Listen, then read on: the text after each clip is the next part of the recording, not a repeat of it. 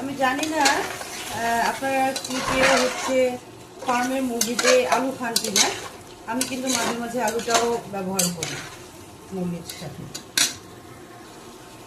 মুরগিটাকে আমি অনেকক্ষণ কষিয়ে নিয়েছি আগে, বেশ কিছুক্ষণ কষিয়ে নিয়ে মুরগি থেকে কিছু পানি বের হয়েছে, সেটাও এই যে কষিয়ে নিচ্ছি। এখন আমি এখানে আলু অ্যাড করে দেব। আপনারা আবার ভেবে নিয়েন না আমি সেরা রাঁধুনি হয়ে গেলাম কিনা। আমি কখনোই সেরা রাঁধুনি ছিলাম না। আমি মনে করি একজন মেয়েকে সবকিছু জানতে হবে।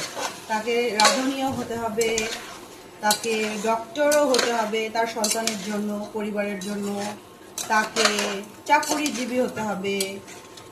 আমার কথা, একজন নারীকে অলরাউন্ডার হতে হবে। অলরাউন্ডার যদি কেউ না হতে পারে তাহলে সেখানে অনেক প্রবলেম ক্রিয়েট হবে। তাই আমি ট্রাই করি আর কি, অলরাউন্ডার হওয়ার ট্রাই করি, জানি না কতটুকু পারি। ঢাকা দিয়ে দিলাম। এখান থেকে এই আলুটা থেকেও পানি বের হবে। এখন বের হওয়ার পরে আমি তখন শেষের দিকে সামান্য পানি ইউজ করব। এই যে আমি এখন আবার ভুনিয়ে নিলাম। পানি যে আলু থেকে যে পানিটা বের হয়েছে সেটা শেষ।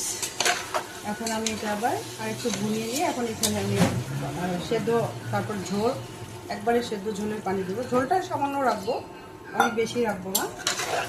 সেদ্ধটা হয়ে গেলেই আলুটা সেদ্ধ হতে হবে।